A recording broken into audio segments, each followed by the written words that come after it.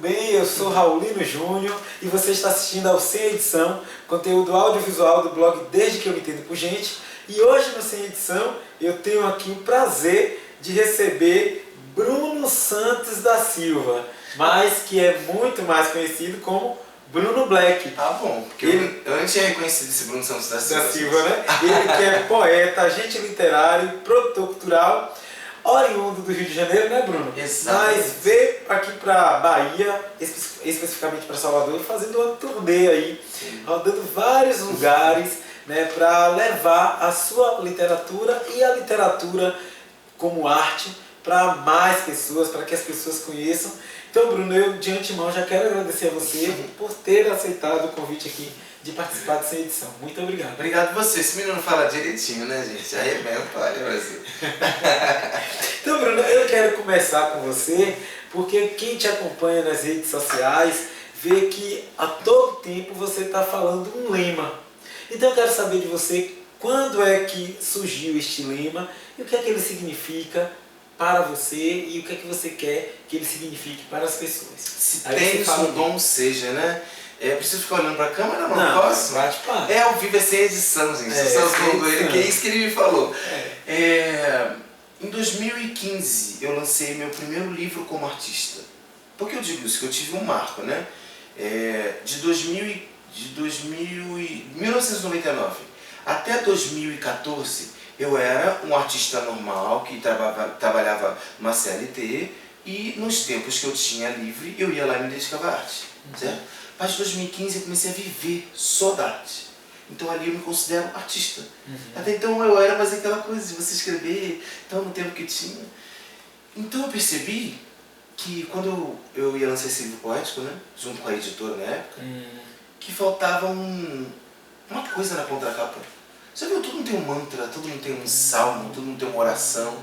Eu falei, preciso de uma frase, preciso de um mantra, de alguma coisa que me represente.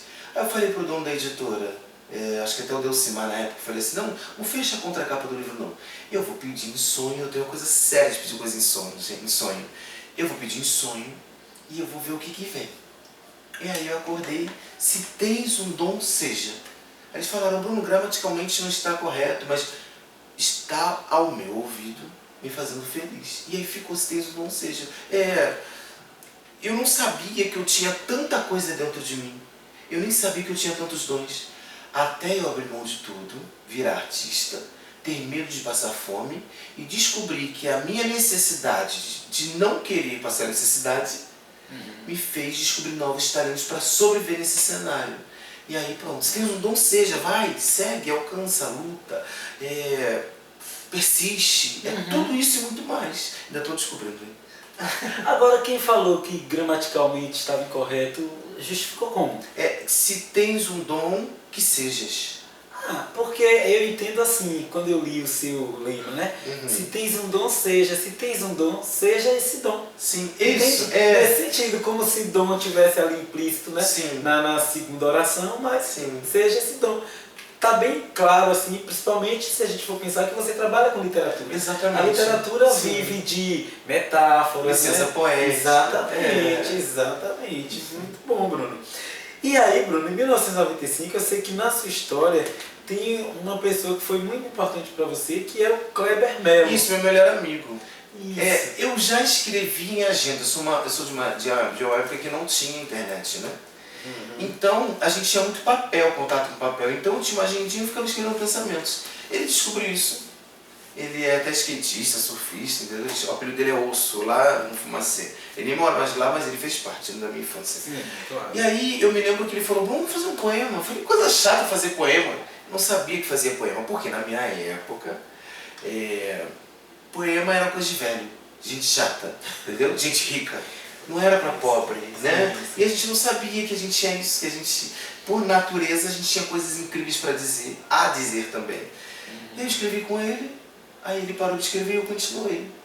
Eis-me aqui até hoje, aí fazendo isso e vivendo disso, né? Não, mas hoje vocês têm contato? Tem. Ele ainda está vivo também. Tem filha agora também. E agora tem uma loja só de coisas ligadas a skate, né? Uma vibe muito mais, não sei se é alternativo que se fala. Assim, enfim, ele tá nessa área de skate, tem uma loja e tudo mais, entendeu? Entendi. Eu até nem lembrei o nome da loja agora, mas tudo bem. Logo no início eu falei que você é oriundo do Rio de Janeiro. Sim. De que lugar especificamente? Comunidade do Fumacê, em Realengo, zona oeste do Rio. E por favor, consertem isso. Eu não sou mais carioca. Eu também não sou baiano, eu sou barioca. E Bruno, o que é que essa comunidade lá do Fumacê, no Realengo, trouxe para você no que diz respeito assim de iniciação cultural, iniciação artística, né?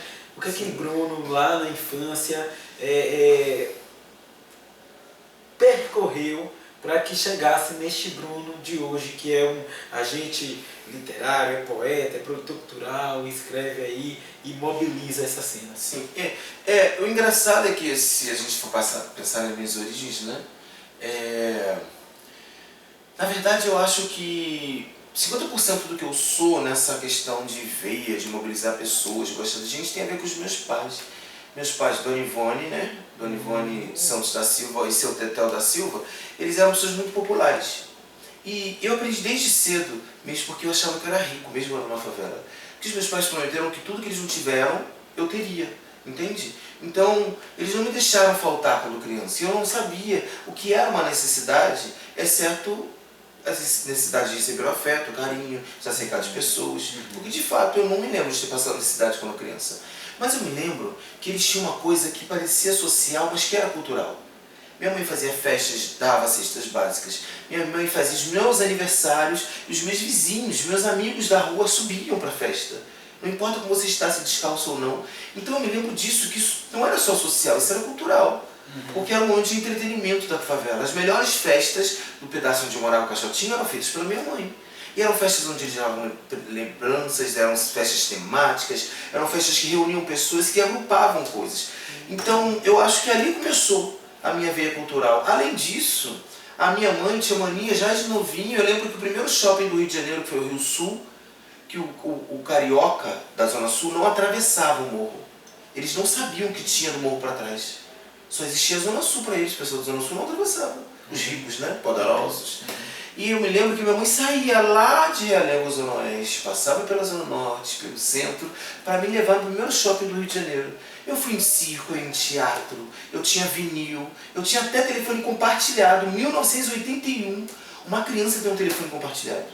Um telefone fixo, né? Sim. Então imagina, eu acho que grande parte dessa cultura foi que a minha família me entregou nas mãos, sabe? Eles tentaram, de toda forma, fazer com que eu pudesse ver um novo mundo, além desse mundo que eu vivia. Agora, de fato, a minha comunidade também tem coisas incríveis. Eu brincava na rua, eu brincava com os amigos. Então, eu conseguia conhecer um pouco do que era mais difícil, do que era mais fácil, do que era mais interessante quando se olhava por uma comunidade que tem suas mazelas, que tinha algumas políticas públicas não nos alcançavam, entende? Embora minha favela não fosse de prédios, não fosse de casas. Ela é de prédios. Então, eu vim de uma favela que tem uma outra realidade também, entendeu? Eu não tinha esgoto jorrando. Entendi. Nós tínhamos pessoas necessitadas, pobres. Entende? Tinha um outro perfil onde eu morava. Pelo menos era o que eu percebia quando eu era criança. Entende? Entendi. Eu só quero que você situe, porque eu sou de Salvador. Sim. E nunca visitei o Rio, né? Pode ser que alguma pessoa que vai assistir também não tenha, né, essa experiência. Quero que você explique assim, essa coisa das zonas no Rio. Você falou que Zona Norte... Zona Norte. Que é dos ricos? Não, Zona Sul. Então, o Rio de Janeiro não é separado por zona geográfica, igual nos outros lugares do Brasil. No Rio de Janeiro, as zonas são zonas econômicas. Sim. Estranho, né? Dá um flash, tchum. Entendeu? Falando que já está convidado para ir para o Rio de Janeiro, tá? Tá, pronto. Zona Sul sempre foi a área mais rica, mais nobre. E ela fica na parte daquele litoral, Copacabana, Leblon, entendeu? Porque isso antes não tinham as favelas e tudo mais. E até as favelas da Zona Sul são diferentes do restante do Rio. Elas são mais turísticas, elas são mais empoderadas, elas têm um outro clima, beira da praia, né? Centro da cidade deveria ser, dizem que Madureira, porque é no centro, né? Entendi. Eu acho que aqui também passa um pouco disso. Quer ver o centro da Bahia? Não é no centro. O centro da Bahia, ali, Pelourinho, Cidade Baixa, ali não é o centro. É centro, a gente é região central, né? Então, porque centro geralmente é no meio, não é? Sim. Então vocês devem sofrer o mesmo que a gente. Não sei porque, se era uma questão de época, onde tudo que era próximo do mar era mais acessível, foi onde a cidade foi construída. Então, no centro das coisas. Sim. Talvez seja isso. Tem que estudar sobre isso que eu não sei. Então, no Rio a gente sempre falou sobre isso. O certo centro era ser Madureira. Ele fica quase que fosse no centro, né? E não é. Então, quanto mais longe, vamos dizer, Baixada, eram os piores lugares. Zona Oeste eram os piores lugares. Baixada Fluminense. Isso inclusive era mais rural também. Então foi isso que eu aprendi. Mas agora eu estou pensando sobre isso. Por que uma cidade, Bahia, também não é no centro? Não é no centro, no centro de Salvador. Aonde seria o centro de Salvador? O meio de Salvador? Enfim, região central, né? Aí a gente é uma discussão que não vou entrar, porque eu não tenho conhecimento. Mas, então, Zona Sul é zona de pessoas mais ricas. Zona Norte. Centro é onde é a parte comercial, Sim. né? Prefeitura, governo, tudo. Entendeu? As grandes empresas desses dia a dia. Zona Norte. Zona Norte é o meio do caminho. Não, eles não são a Zona Sul, mas, por exemplo, igual Tijuca, Zona Norte, eles se acham Zona Sul, mas Classe eles média, não são. média? Classe média. Agora, a Zona Norte no Rio já mistura muito. É muito pobre, muita gente classe média, é um pouquinho de tudo, entendeu? E Zona Oeste, Isso, Zona Oeste. já eram mais pobres. Agora eu acho que tem já classe média lá, porque tem a Barra da Tijuca, que é um bairro emergente. Na Tem, Zona Oeste. na Zona Oeste, que é um bairro emergente mesmo. Maior quantidade de shopping lá, tem uns 30 shoppings só nesse bairro, entendeu? Shopping de muito rico, shopping de mais ou menos, shopping de pobre, entendeu? Agora, estou sabendo, que eu li na matéria, que vai ter também a Zona Sudoeste. Tem a Leste? Tem a Leste. Não. Não tem a Leste? Tem Zona Sul, Zona Oeste, Zona Norte, Baixada, Centro. Será que eu falei todos? Falei. Agora tem a Sudoeste. Porque a Barra da Tijuca é um bairro emergente, o sonho deles era virar a Zona Sul. Eles não queriam ser a Zona Oeste. Entendeu? Então agora eles vão virar uma zona só deles. Entendeu? É por aí. Questões políticas, por favor, tinha que ter universitários. Bruno, então tá, você essa iniciação cultural aí vem de berço, da sua própria casa, e a inserção no mundo da leitura, quando aconteceu? São várias etapas. Eu entrei pela leitura com muita raiva, porque os meus pais não me colocaram em escolas públicas, quando eu comecei a minha infância, acho que até minha adolescência. Eu estava numa escola onde a gente estudava, para fazer uma prova, tinha que ler o livro da série Vagalume. Sim, exatamente. Árvore que dava dinheiro, só livros assim. Então eu achava, quando novo, que eu tinha que ler um livro com tempo. Não tinha tempo para isso. Era um livro que eu tinha que ler e já fazer a prova. E eu não sei, eu não gravava tudo, meus amigos gravavam. E eles eu pensei bem que eu era bom e tudo mais. Mas foi ali a minha primeira ligação com a leitura, foi a escola. Eu tinha que fazer, senão eu tirava 0.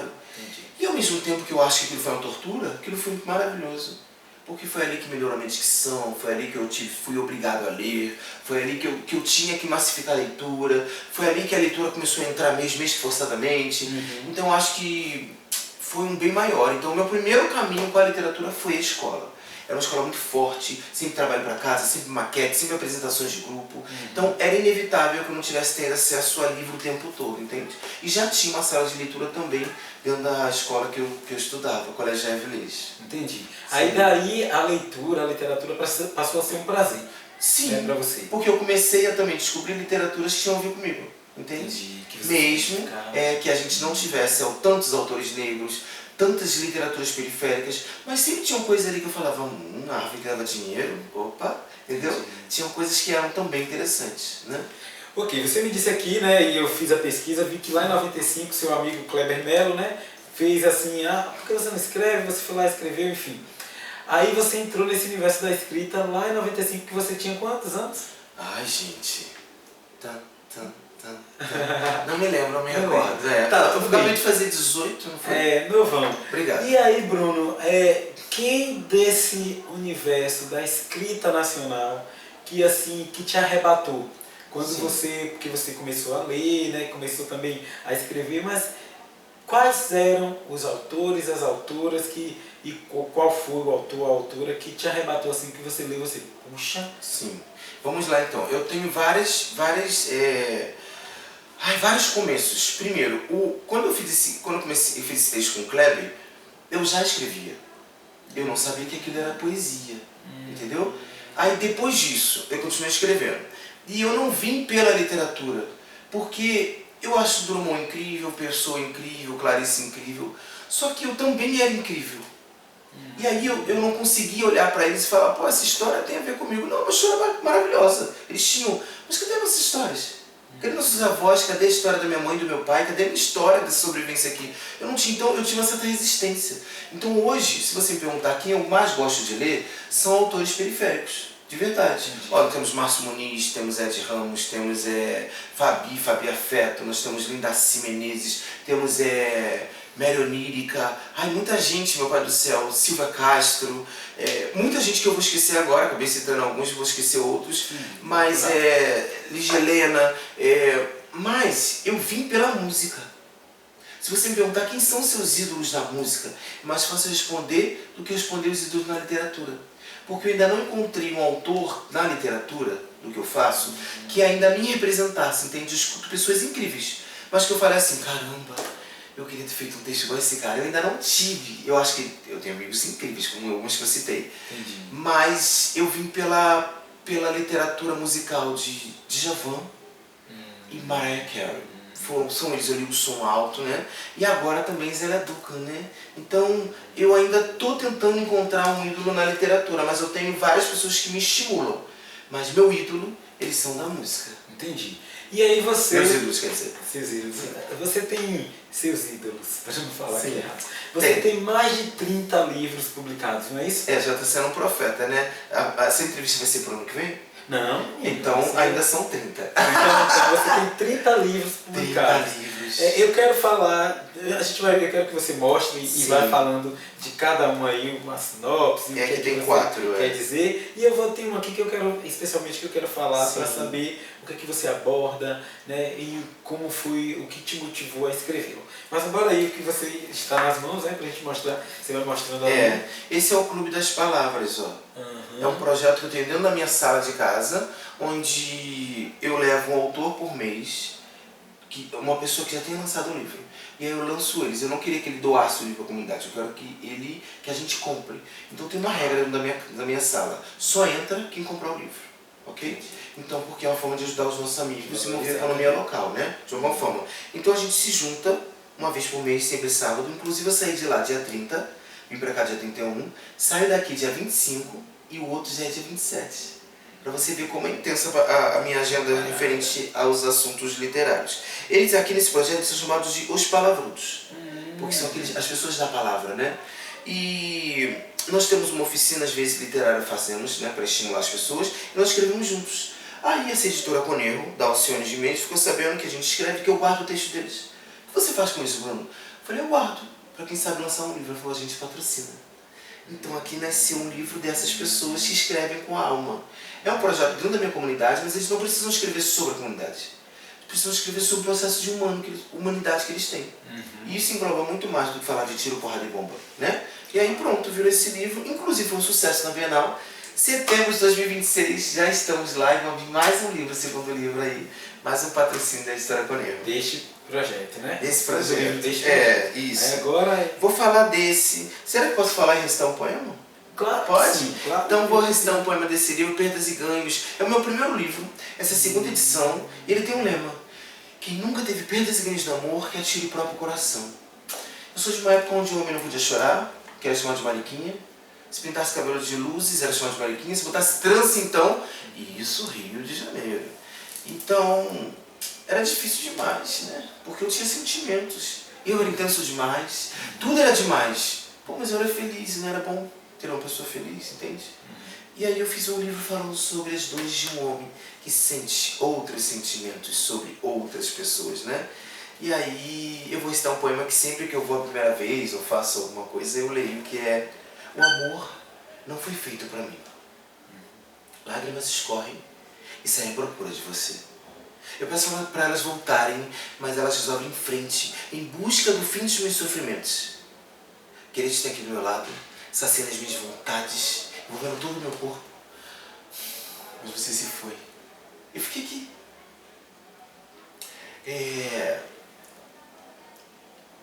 queria ter você aqui do meu lado, saciando as minhas vontades, envolvendo todo o meu corpo, mas você se foi. Me deixou aqui jogado na porta. Fiquei colhido dentro do meu mundo e me arremessei ao poço de emoções julgadoras. Me sentia, mas não conseguia me ver. O tempo todo eu era obrigado a carregar a culpa. Mas a culpa não foi minha. Eu estava ali do seu lado, eu estava te contemplando e fazendo de tudo para te mostrar o meu amor. Mas você parecia ficado seco, frio, vazio, sem sentido. O que houve? Por que abandonou a mim? Nossos carinhos eram tão plenos. Cadê você? Onde você está assim? Você se foi. Eu fiquei aqui só sem você, sem mim. Olha pra mim. Já sei. Não pode, não é? Mas com quem estou falando? Pronto, eu enlouqueci. Estou buscando, na minha imaginação, uma realidade que não existe mais. Mas foi eu que fiquei só. Essa é uma realidade.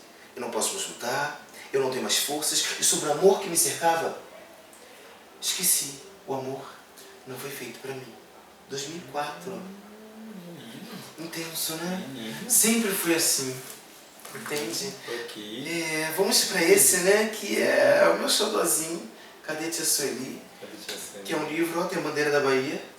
Estou oficializando meu amor pela Bahia. É a história de uma criança, um tal de Bruninho, que mora na comunidade de Fumacê, que resolve querer viajar. E aí fica sentado lá com a dona Selva, batendo papo, mostra algumas vizinhas aqui dentro. E aí chama a mãe para viajar, a mãe fala, não quero viajar, quero passear com as suas tias, as peruas, né? E aí foi. Aí eu chamo meu pai. Meu pai diz, eu quero trabalhar. Mas, chama a sua tia de 78 anos, a tia Sueli, eu pago tudo e vocês vão. Pronto. Ele sobe no morro, procura a tia pelos prédios e acha na casa da tia Leia, porque era como se fosse uma rotina. Todo dia à tarde a gente toma café juntos. Sim. E aí reunimos, ficamos lá, encontrei a tia Sueli, sentei com ela na comunidade, na Márcia Bolos, que é uma confeitaria que tem lá, para definir para onde iríamos. Escolhemos onde? Chuta para onde nós escolhemos ir? Continente africano? Não, quase. Mas é um local onde tem mais negro do Brasil. E talvez da África, fora da África, quer dizer. Salvador. Salvador. E aí eu saio pelo avião pelas nuvens, a gente cai no Pelourinho, mostro o farol, mostro Casa Jorge Amado, enfim, um livro que virou cultural. E aí volto pro Rio, levando-nos a Carajés e faço um piquenique com todos os meus amiguinhos. Aí meu primo ficou sabendo disso com ciúme, você tá bom, o Pablo? Quando é que você vem para aqui, para Bahia, para Ouro Preto? E aí o livro continua no próximo momento e eu paro em Ouro Preto. Entendi, então ele pode ter uma continuidade. Exatamente. Que maravilha. E a proposta é rodar pelas cidades brasileiras. Que me fizeram ser quem eu sou hoje. Entendi. Tenho uma gratidão. Todos vocês que me acolheram, Rio, Curitiba, Bahia, todos os lugares, né, cidades que eu estou, fazem parte do que eu sou hoje. Por isso que eu não sou um autor que vem num evento, numa Bienal e vai embora. Não. Eu sou um processo de experiência. Os meus textos agora estão tendo coisas sobre as cidades. Hoje eu fiz um texto falando sobre a Baía de Todos os Santos. Olha como as cidades estão entrando no meu DNA, né? Uhum. E é isso, é muito interessante. Você cria laços. Agora você falou uma coisa que eu fiquei curioso. Você falou assim, virou um livro cultural. Por que você usa essa expressão? Porque não é só sobre ler algo e você falar, caramba, é poesia, caramba, isso é um conto. É você se identificar com a história de um local. Um exemplo, eu fui para Cabralha. As crianças de lá nunca vieram no Pelourinho.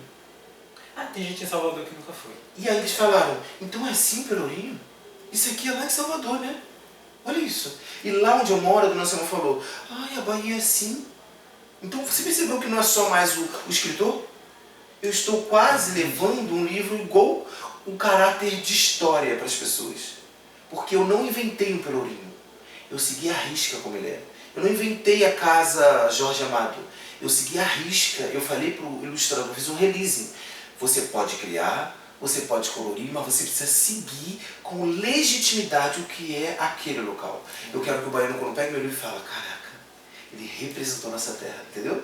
Assim como a minha favela, isso aqui é o banquinho da favela, essa aqui é a Dona Selma, entendeu? Entendi. Tem território, porque eu me sinto barioca. Então eu queria dizer, eu piso nesse lugar e eu sinto esse lugar como ele é, entende? Entendi. Mas o livro, por si só, já não é um produto que é uma fonte de cultura? Sim, mas eu quis dizer para você que eu não imaginei que eu fosse levar para as pessoas o conhecimento de um local que eu achava que todo mundo já conhecia. Ah, entendi. Quando fala Salvador Pelourinho, na minha cabeça, todo mundo já sabe onde é. E não. Eu não sabia que não conhecia. Então quando eu falo agora cultural, é assim, tudo que eu faço é cultura. Sim. Isso tá certo. Mas, então talvez o termo esteja errado, esteja cultural e histórico. Entendeu? Vou aperfeiçoar isso, ok? Me ajudem. Me dê sugestões de como me colocar de uma forma mais assertiva nessa palavra. Porque, de fato, eu já sou cultura, né? Exatamente. Ok. Você falou do ilustrador, que é Rafael Santana. Rafael Santana, Conheci ele, fez o livro do Fumaça e a Tapa, fiquei apaixonado. Todos os meus livros infantis, enquanto estiver vivo, ele também. Vão ser, o Senhor Pum foi com ele, esse é com ele, é por aí, Pronto, tem esse. Ai, gente, isso é um marco na minha vida. Hashtag Tarja Preta fala sobre saúde mental. Primeiro, eu não sabia que o que eu fazia estava salvando vidas. Até em 2018 eu comecei a receber pessoas falando assim no meu Instagram: eu ia tirar minha vida, não vou tirar mais. Eu postava muito mais poesias antes do que hoje. Porque como eu estou sempre na rua fazendo, eu falei, não vou mais postar, eu vou fazer, né? Mas eu postava, tantas pessoas falavam, eu ia tirar minha vida. Eu vi um poema assim, eu falei, não. Olha o Bruno, olha a história dele. Eu também sou capaz de fazer poesia, eu também sou capaz de codificar de uma forma onde a minha alma esteja ali presente. Eu posso me libertar através da poesia, que foi tão bonita. Primeiro eu me assustei. Eu falei, eu não quero revelar religião, Deus de ninguém. Depois eu falei, caramba, tem um novo público aí, né? Eu sou bem marqueteiro. E aí eu falei, opa, eu vou disputar junto com o remédio. Remédio referência de Tarja Preta, ou é Tarja Preta ou é Rivotril. Rivotril eu acho feio, mas Tarja Preta eu acho que em mim causou um impacto maior. Eu falei, vou fazer um remédio para disputar. Vou fazer um remédio poético. Esse aqui liberta, te deixa livre, o outro não, se torna dependente. E ainda falo, e aí, posso ser seu remedinho? Meu sonho é a pessoa largar o remédio e começar a devorar meu livro, entendeu? E batata, né? Acontece que eu achei que não ia vender nenhum, virou meu best-seller. Eu começo o livro assim, ó. Aqui, ó. Porque eu não falo palavrão, né? Sim. E aí, comecei a pensar, gente, como posso fazer as pessoas entenderem saúde mental não é só sobre o que o Freud fala. Sobre o que não é só sobre o que nos Freud, é sobre o que nos fode. Você se entrega para o outro, você vive com o outro, você permite o outro, mas quando você precisa levar a sua verdade, levar a sua essência, as pessoas te minam, te oprimem, querem que você não seja quem você é. Então eu falei, eu preciso falar dentro desse livro tudo que eu talvez não esteja acostumado, tudo que o meu olhar como alguém periférico, mas de uma forma simples, eu não queria um livro complexo. E pronto, deu certo, os textos são embaixo, o título, todas as linhas são negritadas, para que nenhuma fique mais importante que a outra. Todas as poesias são lidas em 1 minuto, para não cansar ninguém. Quero ler um texto hoje, pronto, e deu super certo. Será que eu tenho tempo de ler mais um poema? Claro que tem. E é um marco na minha história esse livro.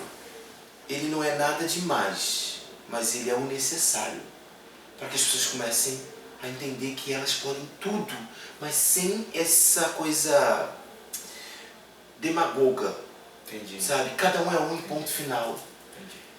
Eu achei, de antemão, já achei muito boa, assim, e criativa a proposta gráfica, né? Sim, não tem orelha, né? Sim. A editora Bonego é maravilhosa comigo. E começa com um cântico em homenagem à nossa afrodescendência, porque eu não sei o que tem, eu acho que eu nasci na Bahia, mas eu também sinto que eu tenho um jazz dentro de mim, eu tenho um blues, eu também preciso ir pro Egito, eu tenho uma coisa latente, sabe? Viva! Então vamos lá. O texto se chama Preciso Seguir e começa com um cântico que é assim.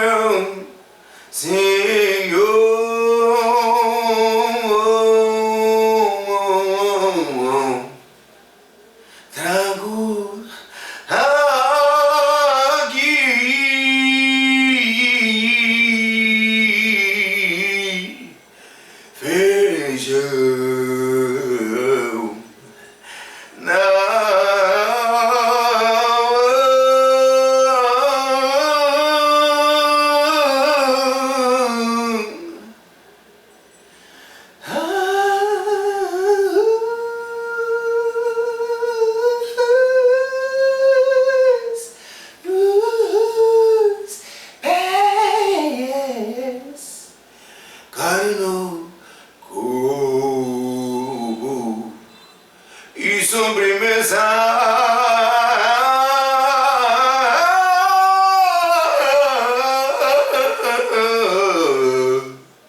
No olhar. Preciso seguir. Reage. Dê às suas palavras a força que deve. Limpidamente o medo e siga. Toque seus sonhos, sinta sua alma, mova seus pensamentos e transceda. Tens limites? Ultrapasse-os. Tens medo? Desengasgue-se. Tem sede? Beba-se. Entende onde mora a sua alma? Sentiu que você é a chave? Então, encontre seu caminho, pegue a estrada dos seus sonhos, que no mais o destino arruma a melhor roupa e te dará a oportunidade de ser livre como uma águia no céu. Se eu fosse você, se eu fosse vocês, repetiriam incansavelmente: preciso seguir? Preciso seguir. Preciso seguir? Preciso seguir. Preciso seguir? Preciso seguir. Preciso seguir? Preciso seguir, é isso. Menino, que bonito. Você canta? Então, pra mim eu só encanto. Porque, mas já te falaram, né, do seu timbre, que é bonito, que... Bruno Black por conta disso. Por conta desse timbre que não é daqui, que também é, Sim. que tá dentro, que vai pra fora, que eu não sei muito sobre. Eu só deixo ele vir de vez em quando. Tem horas que eu não canto. Muito bonito. Eu lembrei muito dos cantores do Fat Family. Black music, Que eles têm essa do coisa blues, muito do forte, jazz, essa coisa estrondosa, né? Sim, sim, que toma todo o É o ambiente, espaço, né? Pô, Não sei muito sobre, ainda não estudei, mas eu descobri isso através da Mariah Carey. Por isso todo esse meu carinho por ela, né? Eu não sabia que eu tinha agudos, eu não sabia que eu tinha esse lirismo todo cantando. Bom, muito bonito. É. Vai cantar também, né? Obrigado. Então você falou aí de alguns livros, teve um aqui que me chamou a atenção pelo título, né? Minha Cidadania Violada Até Quando? Meu primeiro livro social. Eu quero que você me diga assim, como é que nasceu esse livro e o que é que você aborda? Eu me lembro que quando eu era novo, eu achava que eu era rico. E aí quando chegou a adolescência que os meus pais se separaram, eu percebi que eu era pobre. Porque minha mãe dizia que ela teve que pegar o ônibus, dar calote, passar por baixo da roleta de algumas vezes. Como ela era muito lutadora, ela deu a volta por cima, né? Mas eu me lembro que foi ali que eu percebi que eu era pobre, porque agora tinha que contar as colheres da manteiga. Eu lembro que a minha mãe falava assim: não quero mais ninguém aqui dentro de casa. Porque como eu sou muito generoso, tinha biscoito, tinha não sei o quê. E ela começou a brigar muito comigo sobre isso. E foi ali que também percebi que eu era rico. Por dentro também. Que tudo que eles me ensinaram, talvez eles tinham se frustrado. Porque quando eu cresci, eu não perdi essa esperança, sabe? Essa coisa motivada que eu tinha. E foi ali que eu percebi, gente, que mundo desigual que eu estou vivendo. Quando eu abro minha porta, eu olho para o lado de fora e falo: gente, quanta pobreza tem aqui, eu não tinha percebido. E eu comecei a olhar, foi ali naquele momento que eu comecei a ver as comunidades começarem a pegar fogo, que as comunidades do Rio não saíam a tiroteio, não entravam em guerra até 2007. 2007 foi que onde começou o caos. E foi onde eu lancei esse livro, que eu falo sobre as mazelas, sobre a pobreza, e lado positivo e lado negativo. Porque eu sempre tive isso. Eu sempre olhei a dor e sempre olhei o sorriso. Eu sempre olhei a graça e a desgraça. E eu continuo até hoje nisso, entendeu? Então, esse livro fala sobre isso, entendeu? Eu chamo os políticos de palhaço, eu falo sobre a saída de gafanhotos. A gente é meio gafanhoto, enquanto aqui tá bom a gente fica, quando não tá a gente muda. Enquanto o amor tá aqui perfeito a gente fica. A gente não quer lutar para continuar crescendo junto com aquele amor, a gente cai fora. É um tempo mais imediatista, naquela época não é nem tanto. Olha quanta coisa de um livro. Eu falo das favelas, eu falo de cor, eu falo de pobreza. Eu nem sei se tudo que eu escrevo ali hoje está tão bem colocado politicamente, porque o mundo mudou, né? Eu olhava a polícia e o bandido de uma forma muito como o mundo me entregou. Assim como o descobrimento do Brasil. Então talvez eu precise fazer o 2. Então acho que hoje eu faria um 2 mais politicamente correto. Mas daqui a 80 anos também, talvez tudo que a gente escreve hoje, talvez mude, né? Claro. É isso. Ele é de que ano? 2007. 2007, entendi. É um livraço. Para uns, o que eu escrevi é ficção. Para mim, que era morador de favela, não. Naquela época, as pessoas não entravam em favela. Hoje, no Rio de Janeiro, favela é meio que turístico, né? Mas naquela época, não. Naquela época, era muito pesado falar de favela, né? Quer dizer, hoje é, mas ainda tem um glamour por trás. Nas favelas do Rio, Entendi. na sua maioria. Sim. Você participa de muitas feiras literárias, Sim. festas literárias, né? Bienais aí do livro. E neste ano, aí você vai me corrigir se eu estiver falando alguma besteira, mas Sim. neste ano você vai ser o homenageado da Festa Literária de Queimados. Houve uma mudança. Eu acabei sendo pela Festa Literária Ivone Nunes, num local histórico do Rio de Janeiro, que tem senzala ainda lá. Acredita? Fazenda Viegas. É um município? Não, é dentro do Rio de Janeiro, em Senador Camarada. Ah, É um bairro. Mas ano que vem vai ser a cidade de Queimados, na Baixada Fluminense. que é um município. Um município. Tá, Um beijo, Sandra Remide e sua equipe. tá bom. E aí, você também teve seu poema, né, com toda a sua verve, exposto no Museu de Língua Portuguesa em São Paulo, que é Minha Voz no Meu Silêncio, é isso mesmo? E eu acho que eles vieram pra Bahia também, quando eu nem pensei em vir pra Bahia. Foi na Caixa Cultural, né? Na minha pesquisa, eu vi no Museu de Língua Portuguesa em São Paulo. Em São Paulo foi lá e aqui eu acho que foi na Caixa Cultural aqui da é Bahia. Caixa Cultural, aqui. Acho que é 7 de... Na Carlos Gomes. É Carlos Na Gomes. Carlos Gomes. Então, isso foi incrível. Lucas Viriato, eu não sei se ele ainda tem esse projeto, mas quando ele fez eu achei o máximo, sabe? Eu ainda nem vivia do poema, eu acho. Foi um sonho. Imagina ali aquele museu lá de São Paulo maravilhoso, entende? E você lembra desse poema? Algum trechinho? Não, né? Não Tem lembro. muito tempo que você fez. Sim. Ok, Bruno. E aí eu quero também, ainda continuando falando de seus poemas, porque tem um que tem uma relação, você falou aí muitas vezes de Bahia, de Salvador, Sim. que você é barioca. Tem um poema sempre que tem uma relação com Maria Bethânia. Beijo Roubado. Beijo Roubado.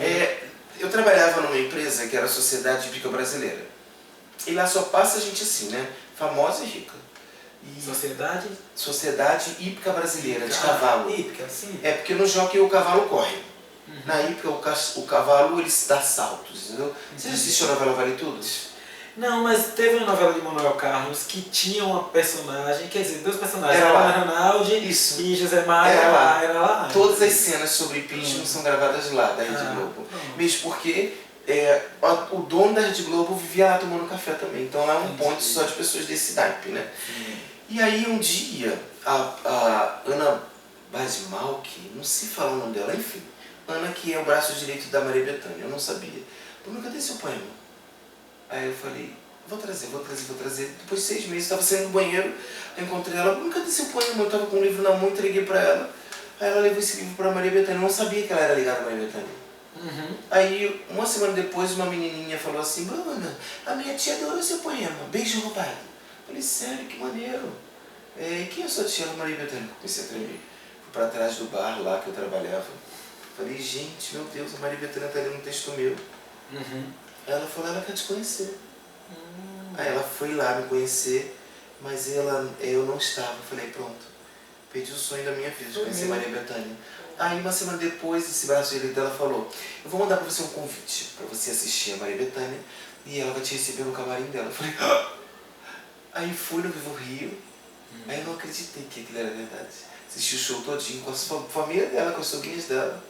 Aí quando eu fui na hora de entrar no camarim, milhares de pessoas te puxando para trás, outros puxando para frente, eu não acreditei, eu fiquei do lado de fora. Falou, pode liberar esse menino que ele vai entrar. Gente, ele é maravilhoso, né? Calma, me abraçou, parecia uma entidade, né? Sei, eu posso nunca mais vê-la, mas marcou a minha vida aquele momento, sabe? Maria Bethânia é incrível, pelo menos o que eu conheci. Entendi. E ela chegou, nesta ocasião, a declamar seu poema para você, não? Não deu tempo, ela estava cansada do show, recebeu as pessoas, quem dera, né, Brasil? Porque ela tem essa relação com a poesia muito forte. Ai, quem e dera. ela declama poemas, né? A gente já sabe que isso é próprio de Maria Bethânia. Nunca mais vi Maria Bethânia. Seria um sonho, né? Ok, e você também já integrou, né, o coletivo Os Descabelados? Então, eu hoje não sou mais de coletivo. Hoje eu cuido do coletivo. Porque essa história de ter um coletivo, para você definir a cor de uma caneta, uma reunião para decidir a cor do seu cabelo, não tem paciência. A minha vida já é muito orgânica, eu já sou muito dono do meu tom. Então, nessa época eu comecei com Poetas Sem Nome. Depois, ele se desfez e eu fiz Os Descabelados. uma moça chamada Kátia Pires, lá do Rio de Janeiro. Depois eu percebi que os problemas iam se repetir, que as coisas sempre eram as mesmas. Porque eu sou um cara muito, vamos lá juntos, e vamos delegar coisas. Eu percebi que as pessoas não faziam o que era necessário e que eu ia fazer por elas. Ah, estou super carregado fazendo para os outros, então o que eu faço sozinho? Pronto. Então eu resolvi agora cuidar do coletivo. Um exemplo, eu tenho 3 projetos coletivos. Tenho o Livro do Fumacê, que é onde eu moro, que é uma antologia. Tenho o Se Tens um Não Seja, que é o meu projeto mais bacana no nível de literatura além dos meus livros solos, né? E tem o Clube das Palavras. Só que nenhum deles, eu sou um coletivo. Eu cuido do coletivo. E as pessoas que estão comigo acreditam tanto no tom que eu dou na coisa, que eu dou a coisa, que tudo acontece, que tudo faz, que tudo fica lindo, brilhante, que tudo dá certo. E pronto. É assim que eu tenho feito, entende? Mas eu tive bons momentos com as pessoas em coletivos. E aprendizagem. Agora, assim, você que deu o nome, os Descabelados, Foi. qual era a razão? É a razão de que você precisa se descabelar, né? Para alcançar alguma coisa. Precisa sair de si, entendeu? Entendi. Precisa, às vezes, mudar o norte, mudar os caminhos, e se descabelar, e se entregar. Eu lembro que nessa época a Kátia falou assim, bom, mas eu sou uma educadora, muda o nome de um projeto Descabelar, sabe? Eu falei, olha para dentro de você, entendeu? Olha como educadora, o que você às vezes é necessário que você faça para que o aluno te entenda. É descabelar, entendeu? É ter cabelo e ter careca, ter careca e ter cabelo, sabe? Sim. É ir além, é transcender. Então, foi esse o motivo dos Descabelados. Os Descabelados, entendeu? Os Descabelados. Os Descabelados. Você, enfim, é escritor, eu não vou fugir do clichê, que quando a gente entrevista escritor, tem muitos clichês e eu não quero fugir porque eu quero aproveitar a sua presença aqui. Né? A gente falou aqui de literatura e tudo mais. Da literatura baiana, o que é que você gosta, o que é que você leu, o que te transformou, que de fato você fez assim, puxa, que livro que foi significativo para a minha formação? Sim. Você falou uma coisa muito séria. Eu não tenho ainda o hábito de ler muitos autores baianos, né? Mas tem alguns que eu tenho livro e que eu comecei a folhear, né? Outros que eu assisto, por exemplo, a Charize, eu não sei se falei certo. É uma produtora que ela canta e ela é poetisa também. Tem a Gleice Ferreira, que é indígena, que eu vi uma coisa bacana. Ela não é slam, mas ela batuca, sabe, ela emite som, sabe, é uma coisa diferente que eu não faço, né? Então, tem mais, também tem o Evanilson da Sussuarana, que é do Sarau da Onça. Eu gosto muito dele, que ele não é um slam, mas ele quer dizer, ele é do slam, né? Mas ele tem um jeitinho meio que, sabe, baianês, então ele tá no meio da galera jovem, mas ele tem um jeitinho quase do repente, entendeu? Mas ele não é o repente, ele tá entre o slam e o repente. Aí tem mais gente também, tem Jovina, acho que é interessante, né? Embora ela seja uma poesia negra, mas mais voltada para o candomblé e umbanda. Jovina do Sarau Aguiar, eu acho forte, acho bonito. Não é o que eu sinto ainda, né, como autor, mas é bacana também você conhecer algo que você ainda não acessa com propriedade, mas você sabe que tem uma energia boa ali.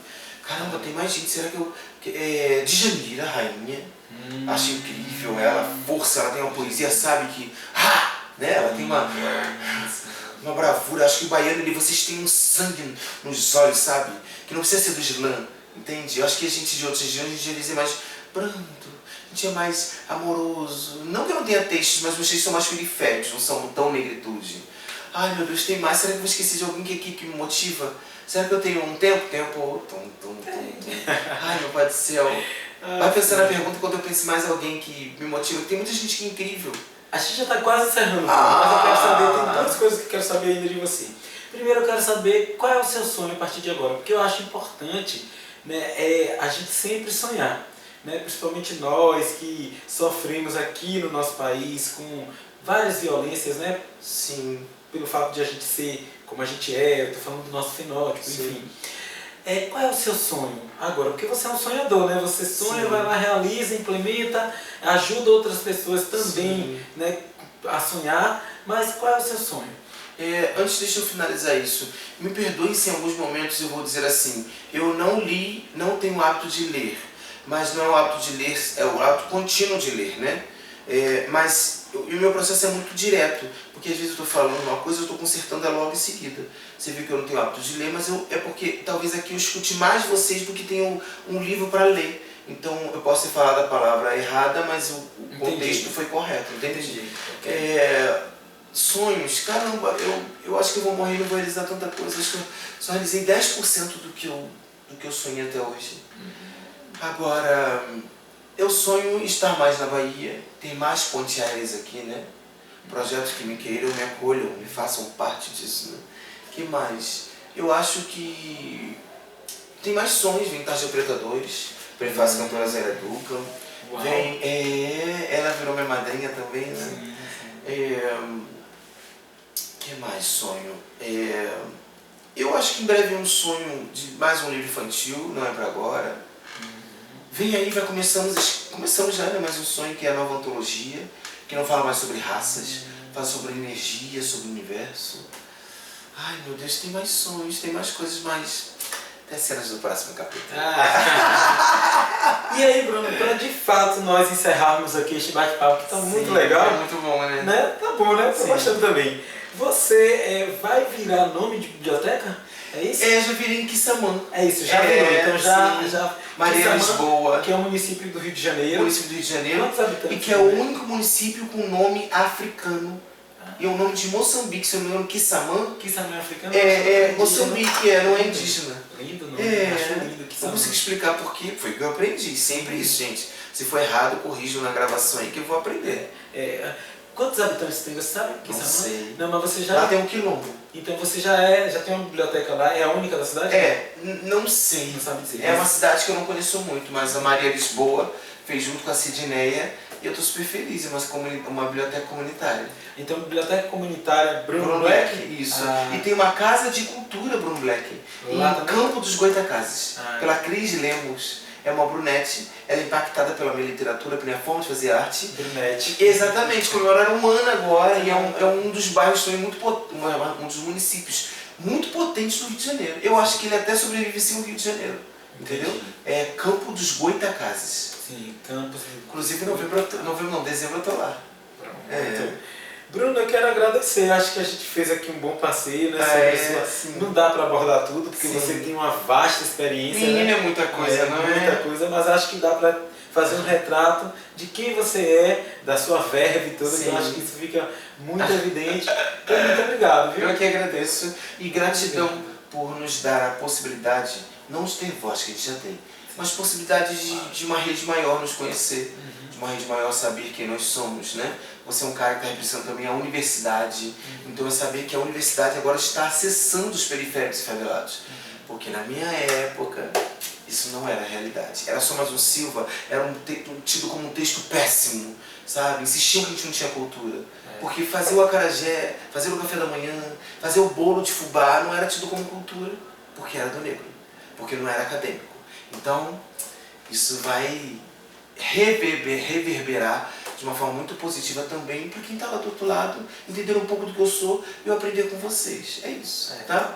Se tens um dom, seja. Muito obrigado. Total ignorância, porque cultura há em todo lugar, né? Se tem ser humano, tem cultura. Tem cultura. Né? Enfim. Se quiser falar se tens humano, seja. Então a gente fica por aqui. Sim. E até o próximo conteúdo sem edição. Tchau. E aí, missão cumprida. Missão cumprida, velho.